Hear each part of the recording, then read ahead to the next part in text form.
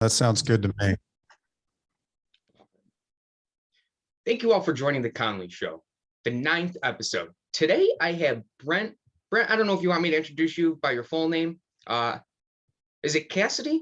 It is Cassity. All right, I said it right. Thank you for taking the time to do this interview. We had some technical difficulties early on, but we were still able to go ahead and do it. Before we get into a few things, I want to talk about, you're an author now, correct? Right. Yeah. Yeah. So sounds a little different, but yeah, that's true. Yeah. I like to write myself, but I've never published a work. So I want to ask you, what does it take to become a published author? Did you fund the publishing yourself? Well, I did a hybrid. So, in today's world, you can do 3 different ways of publishing. You can go the traditional route and try to get one of the big publishing houses.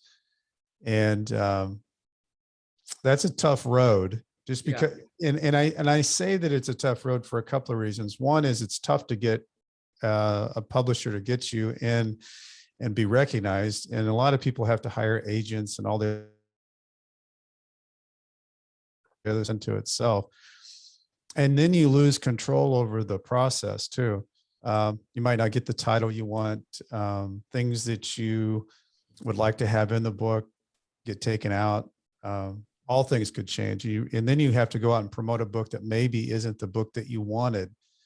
So I talked to a few people who had actually friends of mine that had gone both ways on this. And I was lucky enough to get with Hybrid Global. And I was going to say there's 2 other ways. There's the hybrid way where you pay something to get the book, you get some marketing, you get the book cover, you get the editing, you get the copy edit, all the things that they do, and they set you up in the system. And you're very much a part of the process, which I really liked. I really enjoyed my Karen Strauss, who's the publisher, and Joy Stock, who I worked with as an editor. She's written books and she likes to edit. Loved, because it would have been unfortunate to have an editor that didn't like your story. So she really got it, and we spent some time on that. And then the other way to do it is a lot of self-publishing that's going on now because of Amazon, and that's just getting it out there and letting it fly and doing it yourself. So I felt like I needed the hybrid approach more because I just didn't know how to get started. So they helped me, connect the dots as we went along.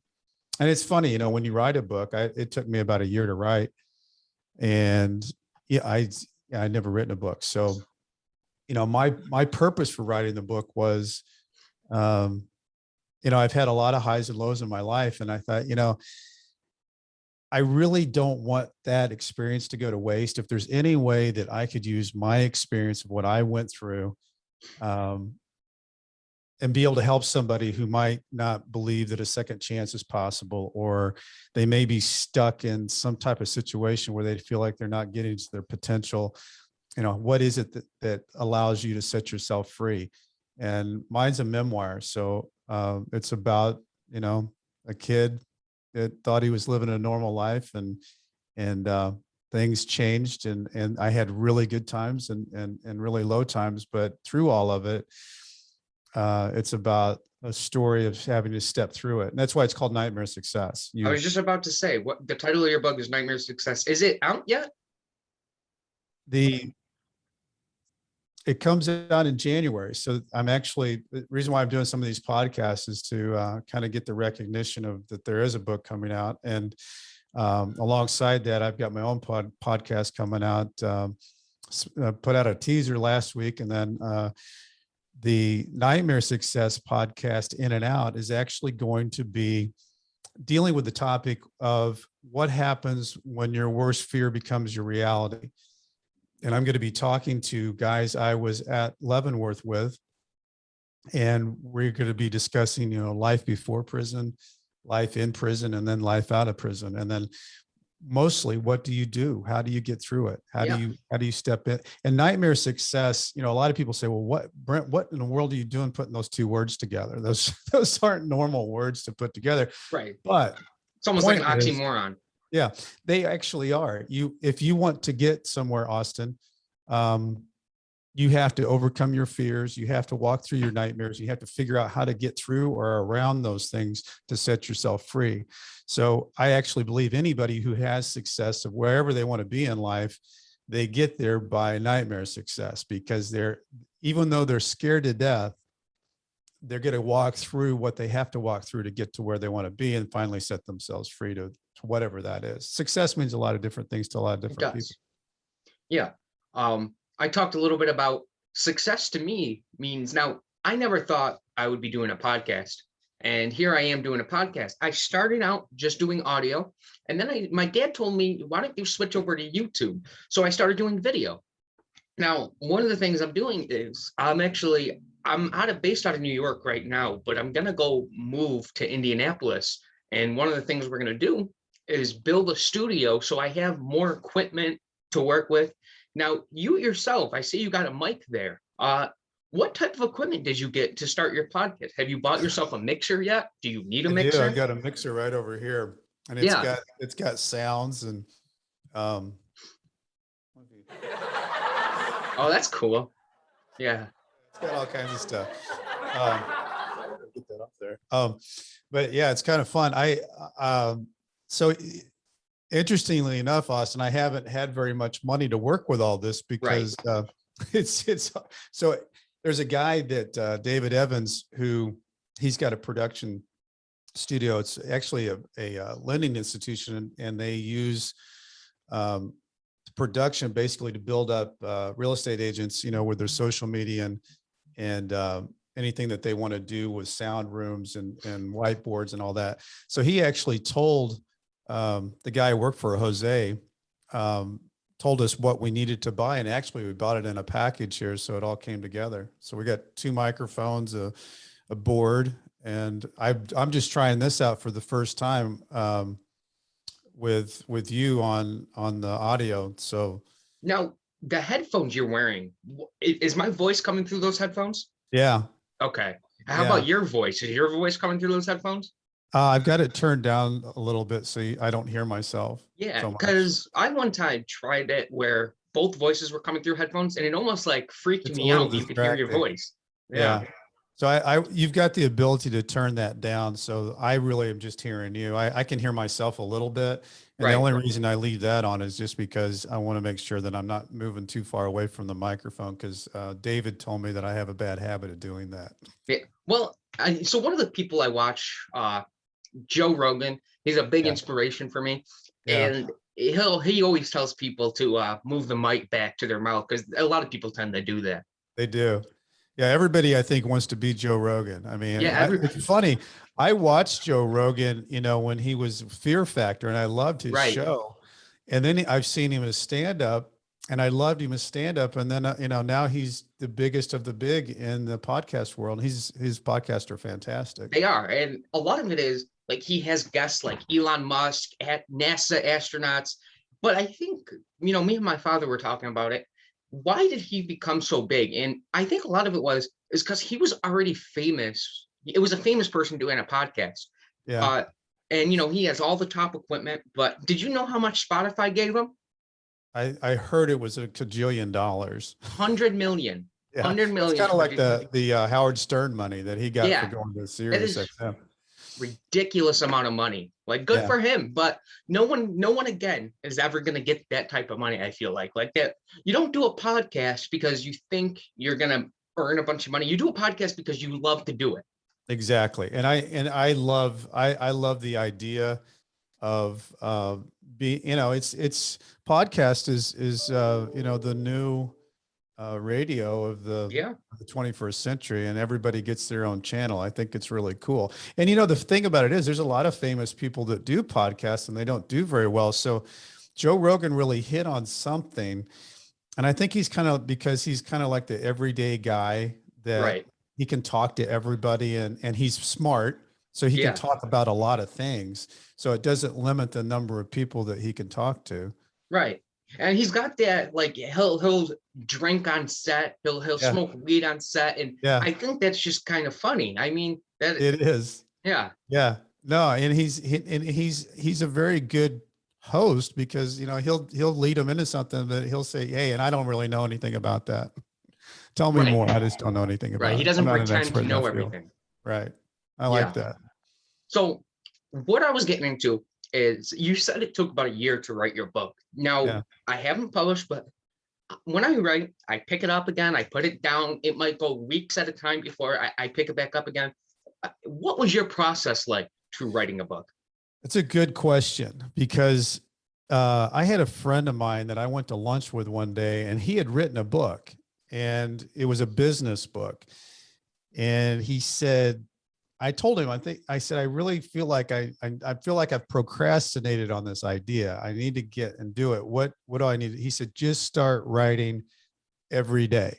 Right. He said, just block out time every day and at least write for an hour. And I did that. I just blocked it out and started writing. And when it's a strange thing to do, to write if you haven't written before, because I say this is strange for anybody who writes a book, because you're putting yourself on an island every day and you're writing and you're saying, I'm hoping that this is good. I hope people are going to want to read this. And you keep writing. And then as you start writing, you start letting little pieces of it out to people and say, oh, no, this is good. I like this piece. I like that. And then that kind of inspires you to keep writing. But as you first get started, you're like, here I go, here I am. But it's a process that you just have to dedicate yourself to, just like anything else, and say, because I think it's easy to get off of. It's like, working out or doing anything else. You just got to stay with it and block the time to do it. Absolutely. And you kind of touch bases on it, and Joe Rogan once said this, you could write complete dog shit, but just doing it and taking the time to write, you're going to realize that you start to produce gems blossom out of your work. Yeah. And I think that just do it is what I would tell Just people. do it. It's the old Nike phrase. Yeah, exactly. You got just it. do it. Yeah. And then you got something, and then you can start working with, like, for me, I did just write every day. And what I did is I ended up with a big book. And so I had to then take it and work with the editor and the publisher. And we took it from 134,000 words down to 85,000 words eventually after a few months. So it was, I would also say the best thing to do is just write, because it's easier to take out than try to put back in. Right. Yeah. So how many pages, I don't know, like when it comes to book design, different books have a different amount of words on pages. So how many, that's one of the things I was wondering. As I'm typing on Microsoft Word, I don't know how many pages my book's going to be. Like right now I'm at 10,000 words. What's that? You can Google that, Austin. I'm trying to remember how many words there are to a page, because if I remember right, 85,000 words is around 300 pages. Oh, wow. Okay. But I know that I Googled it at one point to see what you just said as far as a Word document, because everything I had was in a Word document. And then how did that break out? And I can't quite remember the number, but I do know that 85,000 words is about 300 pages. And that's a hefty book. Now, what about the organization to your book? Did you have to like sit down and do you have chapters? Like, did you say, okay, chapter 1, I'm going to talk about this. Chapter 2, I'm going to talk about this. Yeah. Because, my situation writing my book was a little bit easier for me, because I more or less broke my outline out in chapters, because I was writing about my life. So if I was writing fiction, I might have a whole different way of approaching it. But because it was a memoir, my point I had to have the early part of me being a kid. And then, my thing was I had to build up at least a relationship between this kid who's growing up, that you're going to also want to be with him long enough that you're going to be with him as he goes into prison. He has it all and loses it all, and he walks into prison. I want you to walk beside me, right, as somebody you feel like, as we go through that experience. Yeah. Now, if you don't mind, I do have some questions about your experience in prison. Yeah. Because I had somebody else on, but I had a real estate guy who he had his own real estate company. He too spent 6 years in prison, but our audio was messing up, and I never got to ask those questions. Well, Now, go at it. yeah. So your profile says you turned yourself in. Is that right? Yeah. Well, usually what happens, if you have been out on, we had it when the thing happened with us, we were a pretty good sized company. And when you start getting investigated, like we were a family company. And once, you start feeling the weight, we went through 6 years of fighting and battling with the government. So at the end of the day, 97% of the people who were indicted plea, which is a pretty astounding number. If you look at that, pretty much if you're going to get indicted, there's a really good chance you're going to get convicted. Yeah. There's nothing like seeing your name on a page that says Brent Cassity versus the United States of America. It's a very humbling experience. And mostly by that time you've spent all your money to fight and you really don't have a lot left. But that's an interesting statistic that 97% of the people that get charged, indicted, plea. There's very little action that goes on for people who go into the courtroom. And most of that is because the federal government is allowed to stack, if you take like mail fraud or wire fraud, the easy ones that are easy to stack, it's like if they deem your business being wrong, then everything you ever mailed is wrong. So they can put 15 of those charges of the same charge, and those carry 10 to 20 years. So you can end up looking at hundreds of years. Yeah. And as a person who sits on a jury, then you're looking at 30 or 40 of these things that carry all these years. And you say, well, it's not that bad. Maybe we'll just charge them with 2 or 3 of them. Well, that could be 30 years. Right. So it gets to be a very dicey experience to say, I'm going to roll the dice. And then they come to you with a plea of, probation to 5 years. And you sit down with your family and try to discuss this as a normal situation of how do you handle this type of situation, which talking about it. But for my family, it was everything had gone for so long and had been so tough.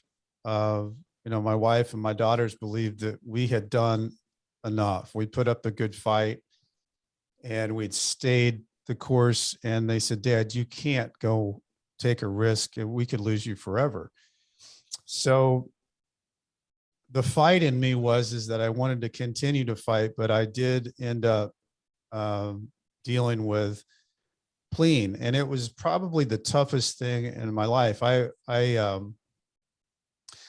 That's where I truly, Austin, hit rock bottom. I had always been a very optimistic person. Glass was always half full for me.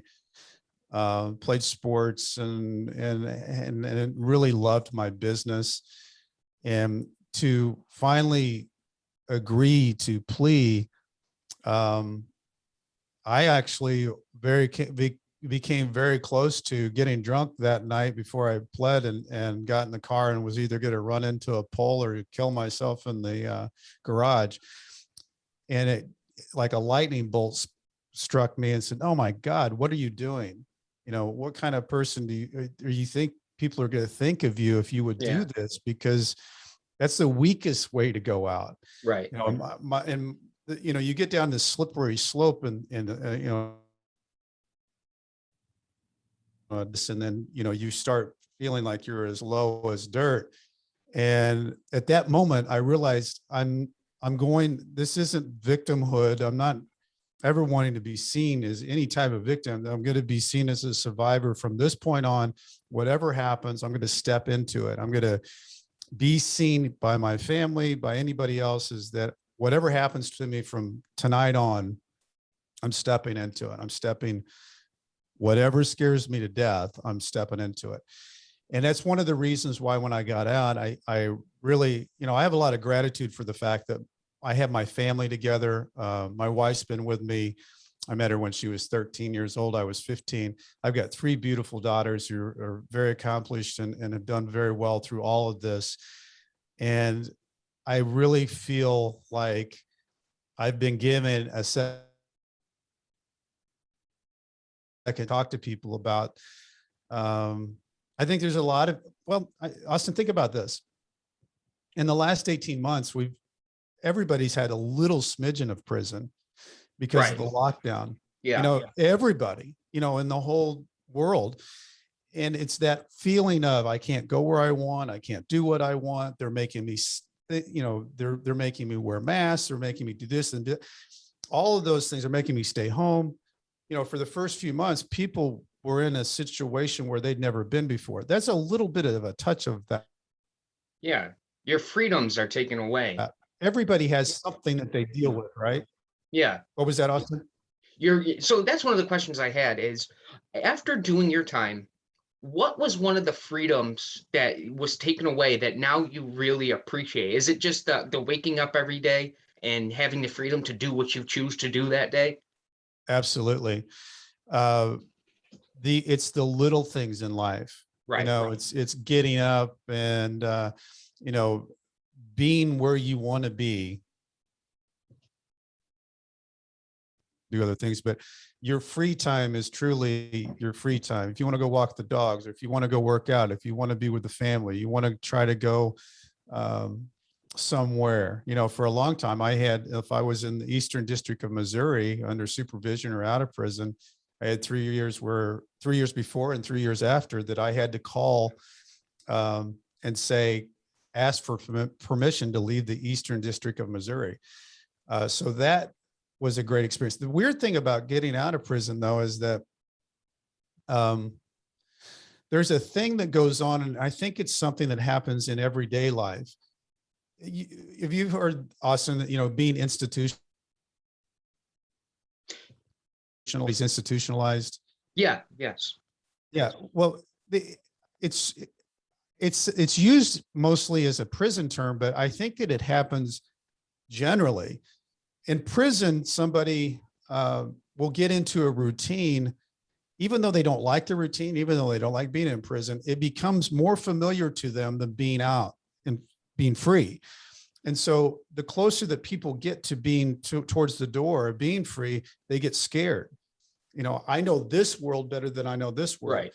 So, in the movie Shawshank Redemption, I think they touch on that in a really solid way, that where the old man gets out and he hangs himself because he just can't figure out how to make it work.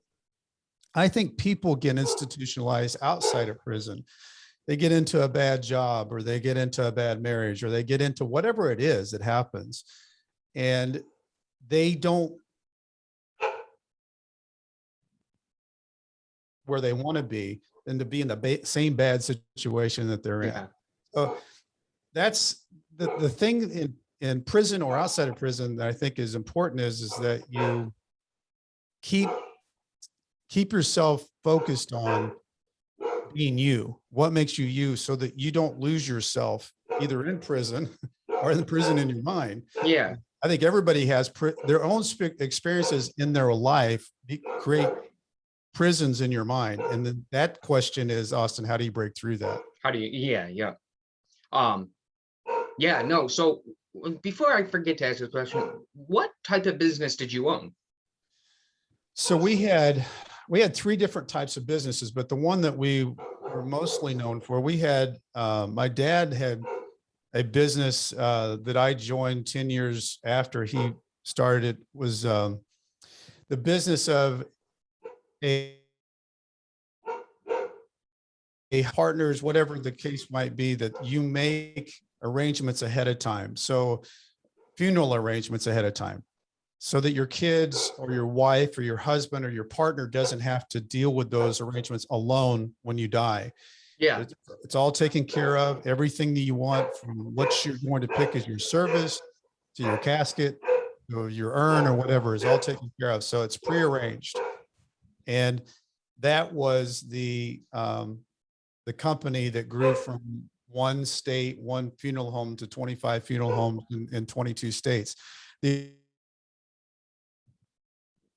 other and I joined, and we had this idea as a family. It was life stories of capturing. My brother had taken a cassette tape, and he used to do this as a kid, and he would record conversations when people didn't know they were being recorded. So he ran across a cassette tape of my grandmother and my mom talking in the kitchen, and she'd been dead for about 3 years. And we sat and we talked about, wow, what an incredible experience that is to reconnect with somebody. Even after 3 years, you lose the inflection in their voice, the way they laugh, and we started talking about, wait a minute, we recognize this because celebrities and presidents, people who are famous, get this all the time. When somebody dies, a highlight reel is immediately shown, but not to your grandmother or your grandfather or your mom or your dad. And so we set out on a course to try to revolutionize the way that people remembered a life. And that led us into the funeral and cemetery business. Eventually, we ended up with touchscreen consoles on cemeteries, and also were fed into the internet through Forever Network. And you could actually look up your grandfather, your grandmother, when either you were visiting the cemetery or you were just on your laptop at night and wanted to see who your grandfather was. So we got into that. So that got us into the kind of, I think we were seen somewhat as the rebels or the pioneers of our industry, because the funeral business hadn't changed a whole lot in the last 100 years. And so we were actually films and putting touchscreen consoles on cemeteries. And so the old line funeral business, cemetery business, wasn't too crazy about us, but it was something that the customers really appreciated. And it was something that we had a real passion about because we had been touched by it personally. And we got to experience what people felt like when we did it for them. So it was a very rewarding business.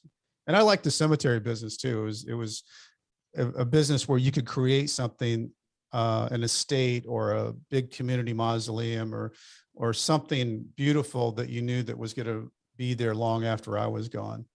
Right. Yeah. Leaving things behind. It's interesting you say that, because really death is something that none of us can avoid.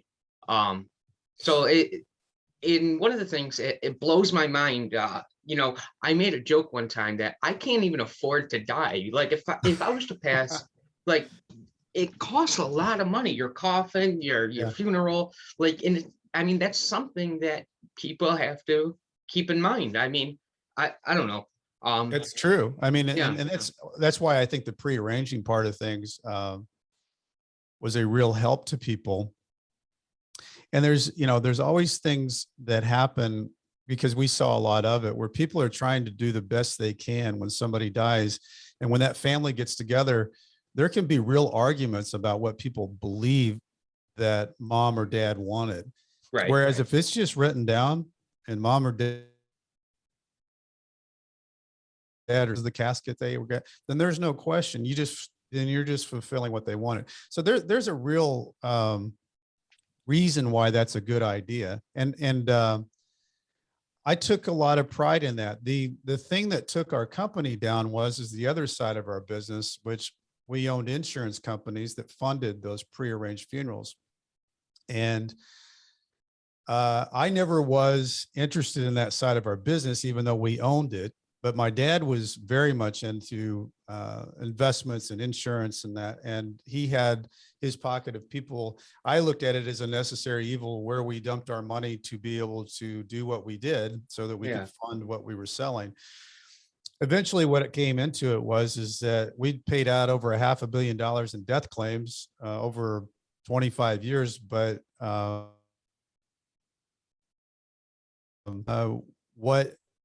how we funded those funerals, if it was sustainable. And I think the easy way, without getting into the weeds on it, is that an insurance policy has a face amount of worth or a cash amount of worth. And that became a very big topic that was argued for a long time, for 6 or 7 years. But the thing that, talking about things that happen and how do you get to where you are and how does it get that big to fall?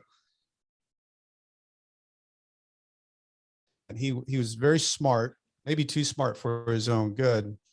And when I was a 15-year-old, he went to prison, and he was this guy in his early 30s that graduated #1 in his law school class. And then he This is your started, father? is my dad. Yeah. He started winning big court cases, and then he got into businesses, and then he owned this bank. And what got him in trouble with that was he told the FDIC, hey, I'll run the bank and you run the government.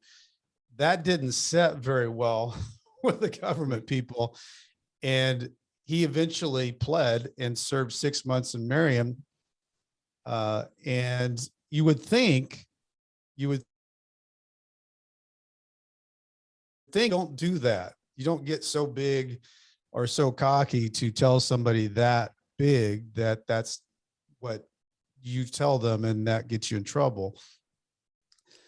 So you fast forward, and we had, as an insurance company, a huge reinsurer, which that means that you get paid for your business ahead of time, and then they take the liability. So usually you have a big reinsurance company and you're a smaller insurance company. In that situation, Hanover was gigantic. It's like the size of a country. And we had a really nice reinsurance contract with them, and they got backwards in the market, and they wanted to renegotiate the reinsurance agreement. So unbeknownst to anybody in the rest of the family, my dad and Howard, our attorney, told Hanover, no, hell no. Well, that caused a arbitration that started costing millions of dollars, but it also put a lot of strain on our company capital and surplus to fight this. That went on for more than it needed to time-wise. And it started to, even though it was a private deal, started to leak out into the states we were in, and we started to get investigated. Point is that I'm not sure what would have happened, because it could have all have been settled with a simple renegotiation, but we ended up in a 6-year tailspin, and my dad, he should have known better because he'd been through it before. Yeah. Well, I guess, you live and you learn, you make mistakes, but you can't really look back and say, what if I did this? What if we did that? I mean, that would just drive you crazy. So Drives you crazy. yeah. Now I'm gonna go ahead. I wrote down some questions I had for you. Your first day in, what's going through your mind? Well, there's nothing, I've been asked this question before. There's really nothing that analogizes standing at the gates of Leavenworth, knowing that you're going in somewhere for the next few years. Yeah. And it's, I remember that day very well because, it's almost like you're shedding your freedom as the day gets closer to that, standing at that gate. And I literally I thought I'm going to at least have a Big Mac before I go in, because I don't know what I'm going to be eating the rest of the day or the rest of the next, 5-year sentence. So it's in that part of things, it's a little odd. I went to the ATM because they told me I could have $200 on my account. And I had the Big Mac, and we pulled up into the parking lot, and we waited until 1 o'clock, which is when I was supposed to go. And so I first went to the wrong place. I went up the steps. And the scary part is, Austin, is that the big penitentiary looks like Shawshank. It's 1879 built, and you go up these big steps, and that's the place I knew that I was stationed to be, was down at the federal prison camp.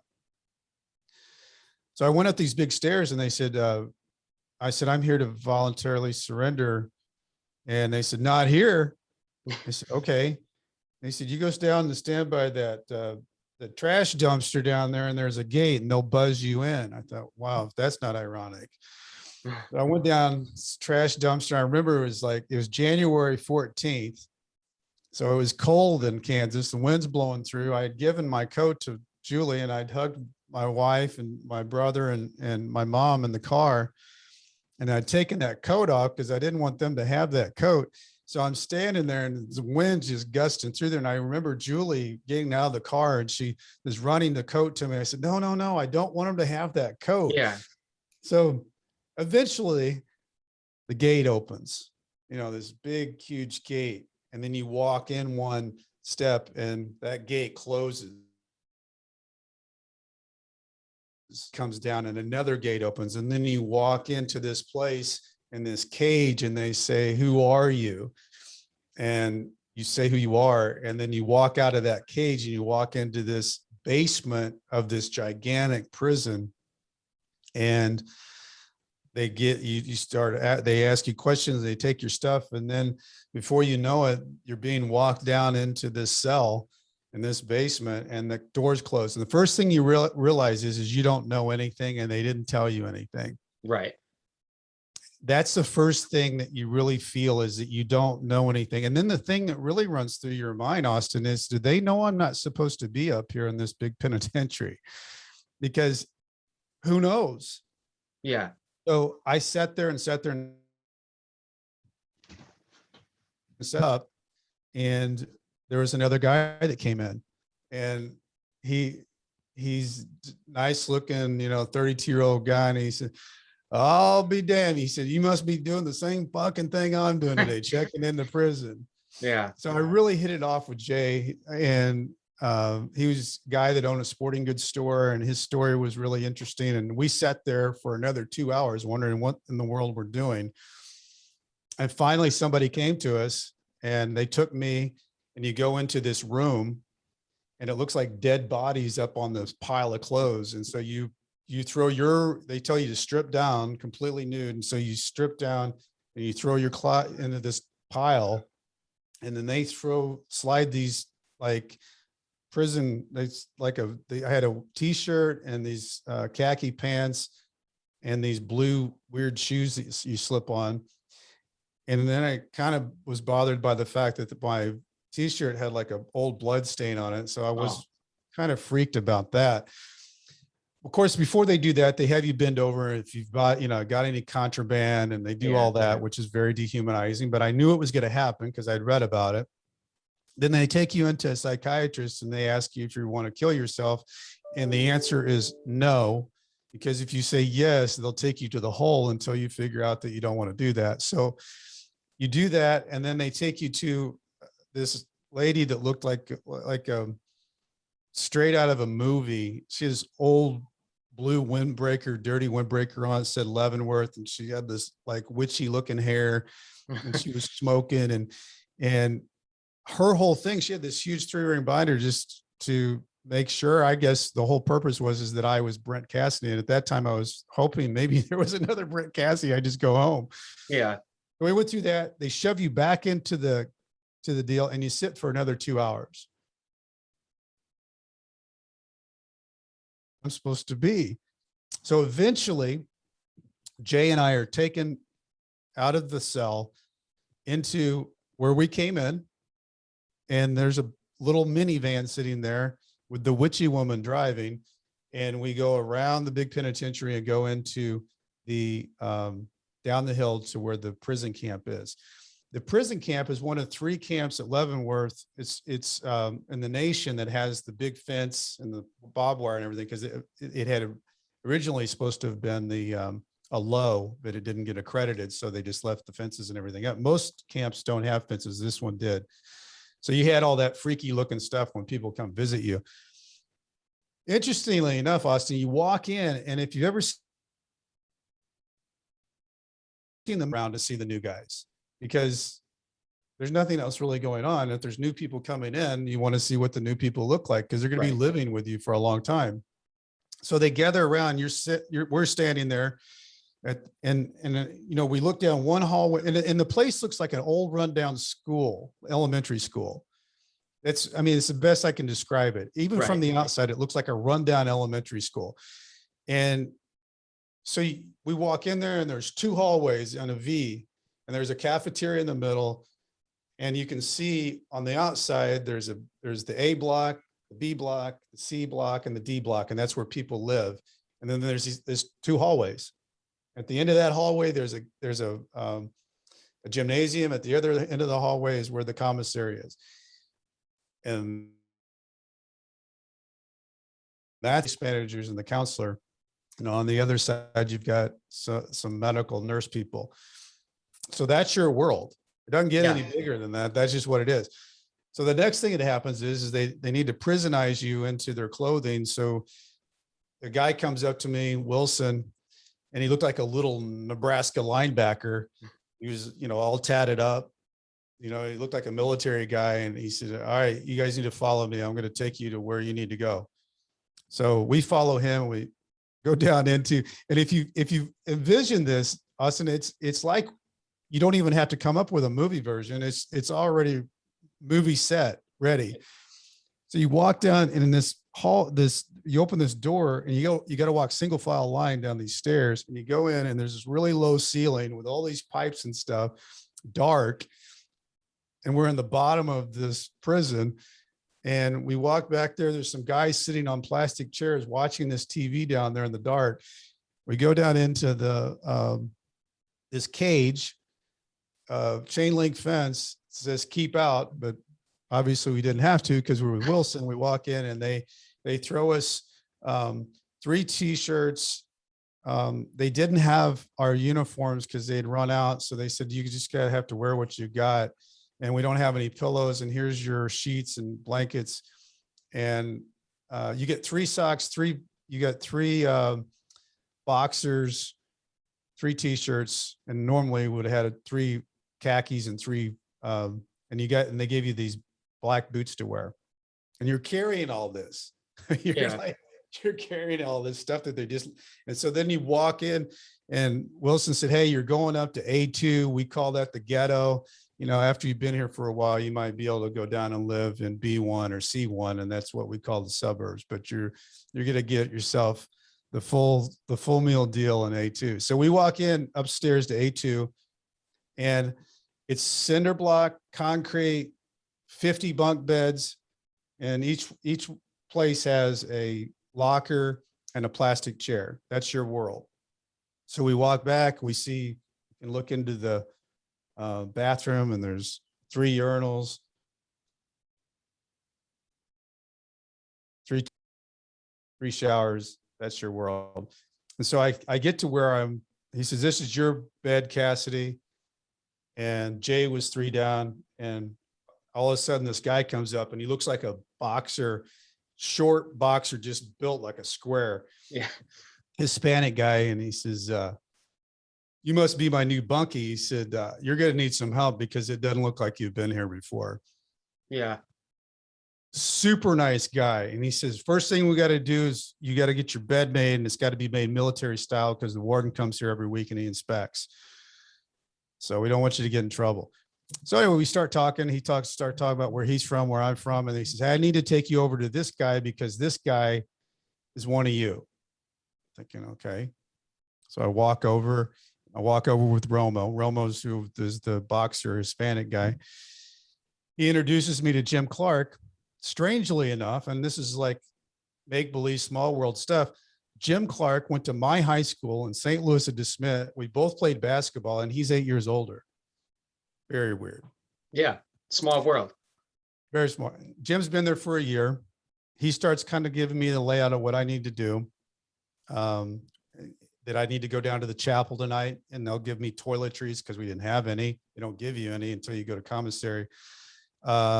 He said he was going to help me get a job. He said, do you want to work? I said, oh my God, yeah, I don't want to just sit here. And I said, I heard I can make a phone call. I said, is that right? Can I go downstairs and ask the counselor if I can make phone calls? I said, I'm sure Julie's wondering. She's scared to death anyway, my wife. Yeah. Said, yeah, no, you can do that. So I go downstairs. I'm standing in the hallway, and the guy turns to me and he says, "Oh," he said, "we were wondering if you were going to come here." I'm thinking, He said, "Oh," he said, "well," he said, "you were on the news here in Kansas City, so we were just kind of betting if you were going to be at Leavenworth."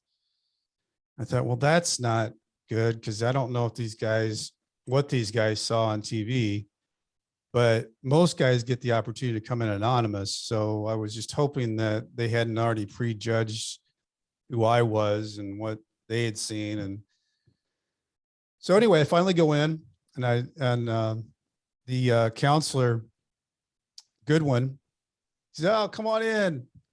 He said, "New guy." He said, "What do you need?"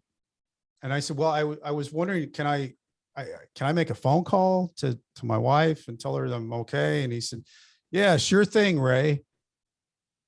I thought, well, I wonder why he called me Ray, because you think he has me confused. There's no other Ray that came in. Jay is Jay Jones. I said, I'm Brent Cassity. And he said, "Oh, I know." I said, "I know. You look like Ray Romano." So he said, "I'm just going to call you Ray." So I thought, in the weirdest situation, I'm like freaked out, scared, and he's cracking a joke, and I was somehow slightly was amusing to me that he did that right off the bat. But he dialed the number. I'm on the phone, and it's like all of a sudden, you hear the voice on the other line, and you're like, "Oh, my touchstone to the outside." Right. You feel like everything like just starts closing in, like you're just getting closer and claustrophobic to the prison world. And you get that call from the outside. It's, "Oh my God, it's my wife, my kids. Thank God." And I said, "Hey, I'm good. I've met a couple of guys. They've been really nice and helpful. I'm going to be okay. I'm going to be okay. I just want you to know I'm going to be okay." So I got to talk to them, and it was just for a few minutes, and we got out of there. And we went that night, Jay Jones and I, and walked around and thought, wow, this really is a shitty place. Yeah. And we went and got our toiletries at the chapel, which we found out that the prisoners, they gather stuff together like toothpaste and shampoo, soap, and things to give to new prisoners before, because you don't have it until you're able to go to commissary, and that's not until the following week, which is really nice. I mean, my first experience I was surprised how helpful these guys were. As freaked out and scared as I was, and you can't really let anybody know you're scared. Yeah. You have to act like I've got this. I'm going to be just fine. But you're scared to death because it's such an unfamiliar world, because you're walking around. Because the night before, Austin, my wife and I drove over there at night. My mom and my brother stayed at the hotel, and we drove over to Leavenworth. And I was looking because I could see people walking. I was thinking, how weird is that I'm going to be inside there tomorrow? Yeah. And I'm going to be there for a while. Did you know how long you were going to be there for when you first went in? My sentence was 60 months, 5 years. You serve 84% of your time that they give you. And then there's an opportunity, if you can get qualified for a program that's called RDAP. And I think that stands for Residential Drug Alcohol Program. I believe it, Residential Drug Addiction Program. Maybe that's what it is. It's either alcohol or addiction.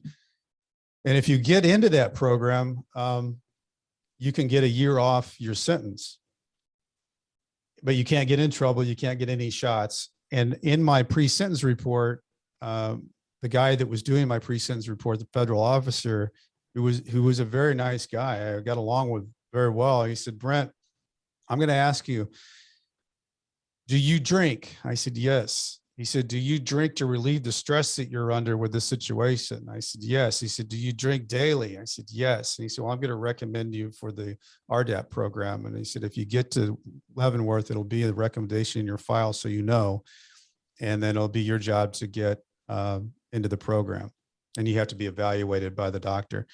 So I was lucky enough. That was one of my goals when I got there, was to get with the Dr. Wells to to get into that program. It took a while. It took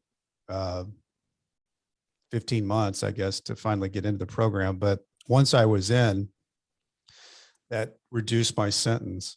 We had to complete the 9-month. It was a 9-month program, but that was a big deal. It was a big deal to get in there. It wasn't a fun program, but it was, well, I would have crawled through anything to get a year off. Absolutely. One of the questions I had was, how did people treat you in jail? And it sounds like people were relatively nice. Your first experiences with people, did you run into any troublemakers looking to start a fight? Well, you know, it's a good question, Austin, because for the most part, you had to be real smart about, you know, the type of guy I was. There wasn't very many of me in there. I was in a severe minority of somebody that was coming from the business world. It was mostly drug dealers, federal drug dealers. And a lot of those guys were really smart business guys. If they were doing something else that wouldn't have been drugs, they had figured out, you know, distribution, commissions, you know, the whole way of creating a business and sales. They just got into this type of business. And a lot of times too, those guys were caught on the lower rung. They didn't get the big guys, they got the smaller guys. But regardless, I was lucky enough to get a job at the food warehouse, and we fed about 2,000 people a day. So you can imagine how big this food warehouse was. Yeah. We had a gigantic freezer that was kept at minus 10 degrees. And we had this gigantic other building that kept all the dry foods in it. But I was lucky enough to get that. And the guy that was the CO, the corrections officer, super nice guy. And we hit it off immediately. And he said, hey, he said, with your background, he said, I really need a clerk. And he said, you know, that would be like you, when we come in, I want you to be able to put in the book, you know, where it came from, the amount, keep track of all the inventory. There was a guy there that had been there for 4 or 5 years with him. And I think he thought and felt like I was invading his turf. Garcia thought that I was invading his turf because he was kind of the guy. And he was there when I first got there that day. He was making food because we could make our own food up at the food warehouse. We had like a fryer and some other things that we just took the food out of it. And so I never ate down at the camp, thank God. I never had to get into the big lines. But Garcia was never real hip on me. I think he thought, because I had a driver's license, so I could drive the truck, and I learned how to drive this huge truck down to the camp and unload and load. So I kind of moved in, I think him feeling like I had invaded his space. And so he was never really that hip on me. And so one day, it was only like 3 months after I'd been there, I'd kind of gotten comfortable with things. You know, I'd gotten forklift certified. I thought, you know, I was getting pretty good at picking up the pallets and moving and unloading and loading and doing all the stuff, and just kind of getting more comfortable with my surroundings. So we were, when he would take the big truck into the penitentiary, he had to lock everything down because being inmates, it would be assumed that we would steal all the food. So we were in this little white house, and it had 2 benches and a heater. And so we were in there just joking around like, oh, Cassie, you're never going to pick up on this whole forklift thing, and they're giving me trouble. And I thought we were just joking around. And then Garcia jumps up because he hears the Noel come back in with the truck. He said, oh, I got to tell him to go get the cat food, because we had a cat to remind him. And so he went out on the dock and came back, and he said, I guess he thought he remembered. I said, well, yeah, he saw a big pussy out on the dock and remembered the cat food. I was thinking that was all funny because we were just joking around.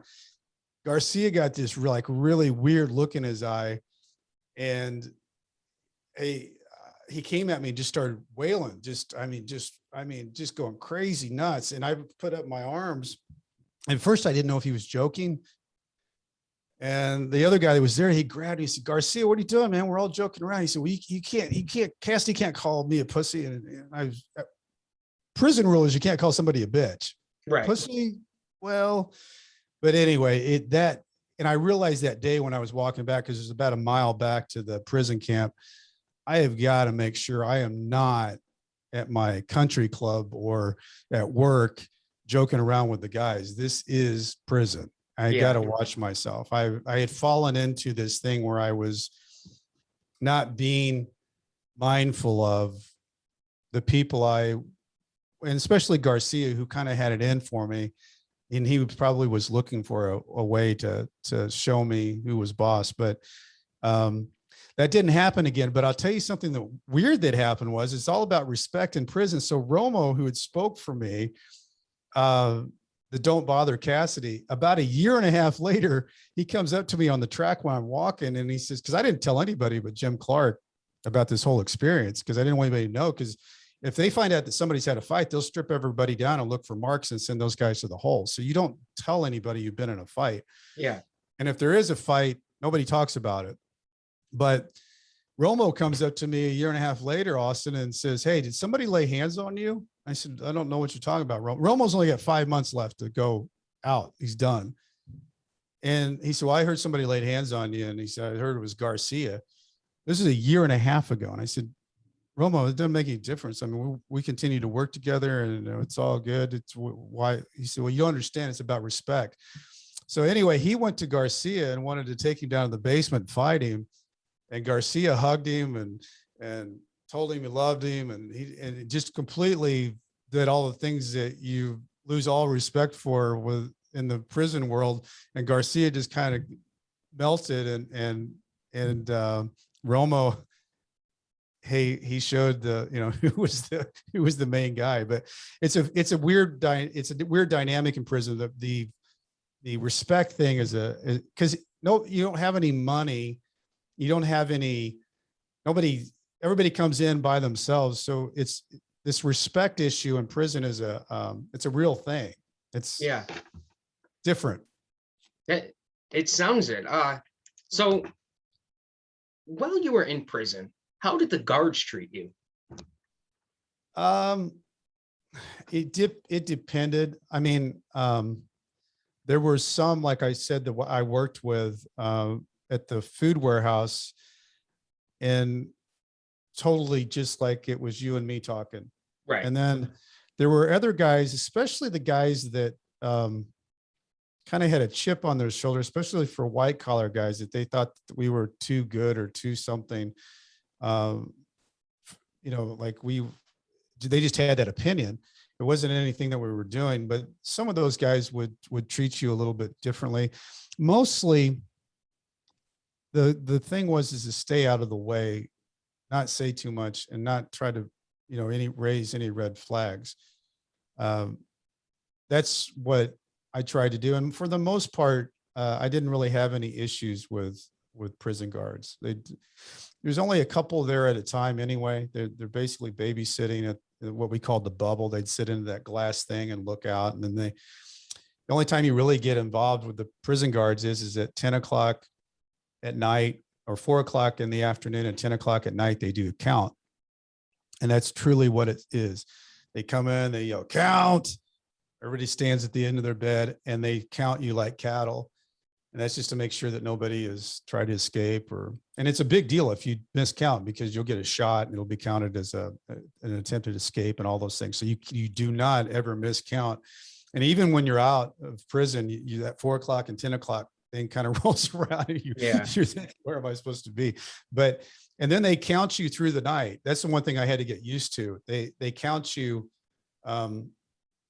with flashlights. So they'll go through and count from at midnight and 2 and 5 or 3 and 5, I guess it is. So that's something you have to get used to, but you eventually get used to that. Kind of like I got used to no air conditioning. You just kind of just get used to your environment enough to where that's kind of what you get comfortable with. But I want to say, Austin, there was one thing I think that kept me in prison, and I talk about this to people because it's one of the things. I had 5 rules, and I've had 5 rules ever since I started in business, but these 5 rules really worked into my world in prison. So the first one was humble yourself and ask for advice. Look for people getting it right. Yeah. Like people who are getting through the day better than others. Look for the guys that are getting it right. And that also works for outside. If you're a business and you see something, ask them what they're doing, ask them how they're doing it. Or you see somebody you want to do in your life outside of prison. This works both ways. Just ask them, what are you doing that's working for you? So find the people who are making it work and try to implement that. Who are the people getting it right? Ask for advice, humble yourself.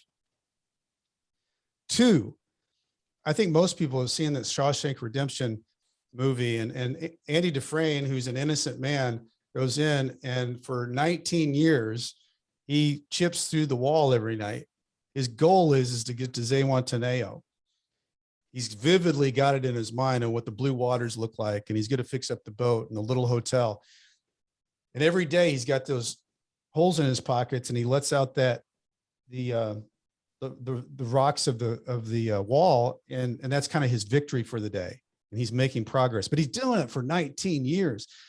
So my thing is that no matter if you're in prison or if you're out, have a goal, write it down, have a plan, and keep stepping into it, because that'll motivate you. You got to have something that's going to motivate you to keep chipping at the wall. However long it takes, you got to have it in your head. You got to have it on the paper. You got to keep chipping through the wall. So first night I was in prison, I wrote down things that I needed to get done while I was in prison. Third thing, win the day, one day at a time. Unfair things happen. Yeah. Move on and make a difference regardless. Don't get stuck on the fact that it's unfair, because everybody has the unfair stuff. One day at a time is important, because in prison, you can't look very far ahead. It's just too much. It feels like it's all coming down on you. Oh my God, I've got 3 more years. Right. Even, the way we counted it was, well, this is my last year. I've only got 2 winters left, or whatever the case was, but win the day, one day at a time. And I had a calendar I wrote in every day. If there wasn't something that I didn't get out of the day, I had at least something to learn from the day so I could get to the next day. But it was one day at a time. Number 4, learn from your mistakes. They do not define you, but they do make you wiser. If you get stuck on the fact that you made a mistake and you can't move from it, then you are going to stay stuck there. Yeah. So don't get stuck in that. It happens. Everybody makes mistakes. Some are bigger than others, and life is unfair, but don't let the mistake define you. And the 5th one is, don't give in. Don't give up. Keep being yourself regardless of the circumstances. Otherwise, you will lose what makes you you. And to me, that's one of the bigger things is don't give in, don't give up, don't quit being you, regardless of the circumstances. Because if you do quit being you, then it goes back, Austin, to what you and I talked about. You get institutionalized and you get into a weird space, and you're not yourself anymore, and you're afraid of the outside world, and you're afraid of making moves. Yeah. So those are 5 rules I lived with that helped me get through as I was building a business, but also helped me a lot when I was in prison. Did you put these rules in your book, Nightmare Success? Yeah, this is part of the rules and things I like to talk about. So I do think it's important to write it down too. Like I remember vividly the first night I was there. I didn't have a light, but the bathroom light was coming off of there, and I had a piece of paper, and I wrote down the things I wanted to get accomplished while I was in here. And for the most part, I looked through those when I got out of prison, and that's what kept me sane. That's what kept me going, that I knew I was stepping into something that I had written down to get done. Yeah. Now, I won't keep you too much longer. But one of the things I wanted to talk about is, it sounds like after you got out of prison, talk about how you rebuilt your life. I mean, how did you adjust to normal everyday life? Did you almost pick up with your family right where you left off, or? Well, that's a really good question, Austin, because when you get out, it's like you're trying to jump into a moving car, because you've been contained in time. That 3 years I was in, it was like that time didn't move and everybody else moved. So And there are things that happen in your mind when you get out, like, Julie was paying the bills. She'd been living without me for 3 years. The girls had to do things on their own that I had done as dad, things like, helping them move in and out of college and all these things. I'd missed a graduation. I missed my youngest daughter winning state in tennis. I'd missed some big moments. And those are things that I couldn't get back, but I had to figure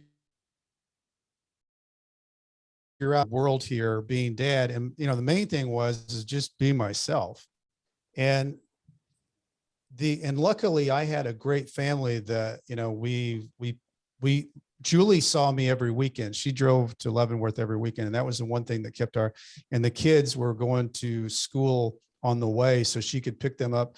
So our family stayed pretty plugged in, which was probably very unusual for a prison family. A lot of guys, there's 425 guys there, maybe 30 guys got visits. So to me, that allowed me to, when I got out, to have say this. I was lucky when I got out because I had some guys and friends that believed in me and gave me an opportunity when I needed it. One guy is Don Davis and Mike Shanahan and Jose Ponce. They gave me opportunities when I needed it the most. I wasn't looking for a handout. I was just looking for an opportunity, because the problem with guys getting out of prison, the statistics are really horrible with recidivism. And the reason why, it's 2/3 go back in 3 years and 3/4 go back in 5 years. And the reason why that is that you need 3 things when you get out of prison. You need a job, you need a place to live, and you need a car. And all of those things are really tough to get, because a ex-felon is still, they're the last of their breed that you can legally discriminate against a ex-felon. You have to put it on your job application. You have to put it on the place where you live, or you have to put it down for an application for trying to get credit.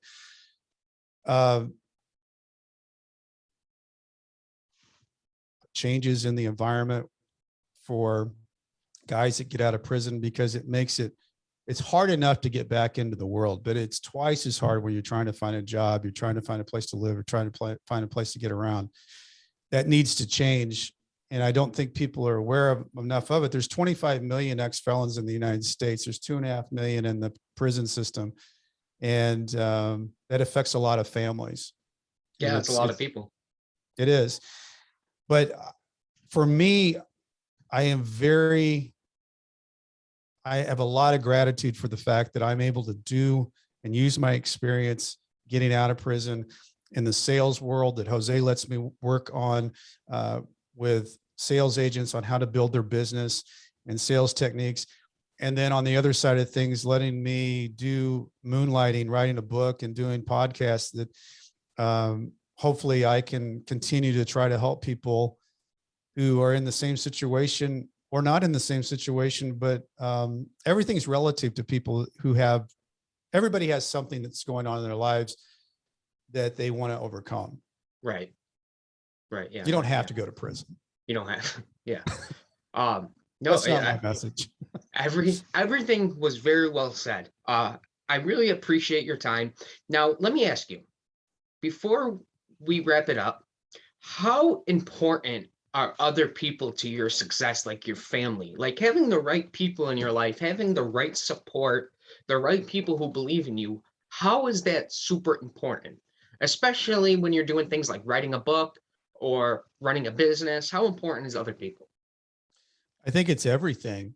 I can't imagine doing it without, a Jose Ponce in my life that I work for. I can't imagine it with the support and cheerleading that I get from my wife and my kids.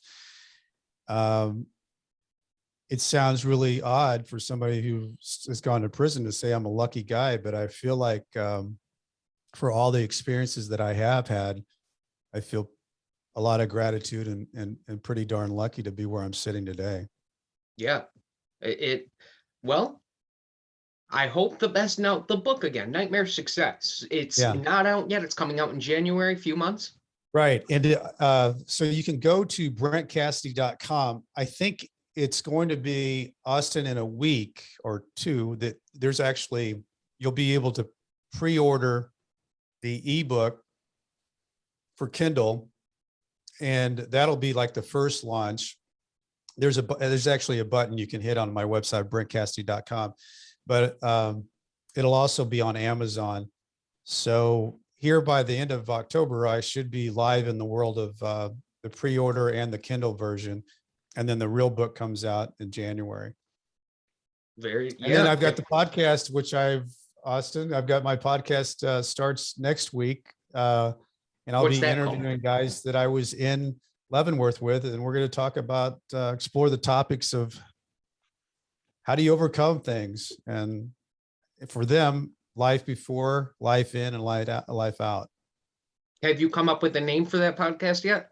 Yeah, that podcast is called Nightmare Success In and Out. Oh, actually, you can find it now. I did a teaser last week, so it's on wherever you get your podcast, Spotify, Apple Podcasts, Google, whatever.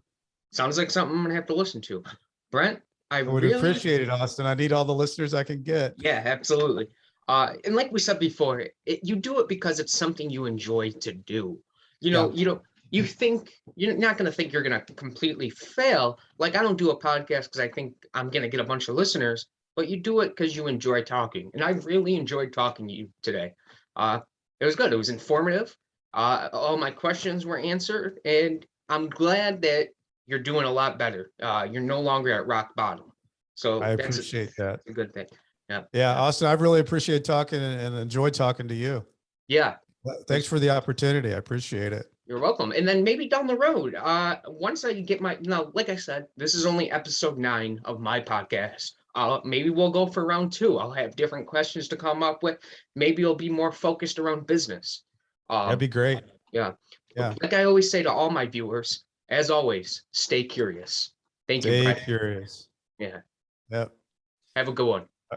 Thank you.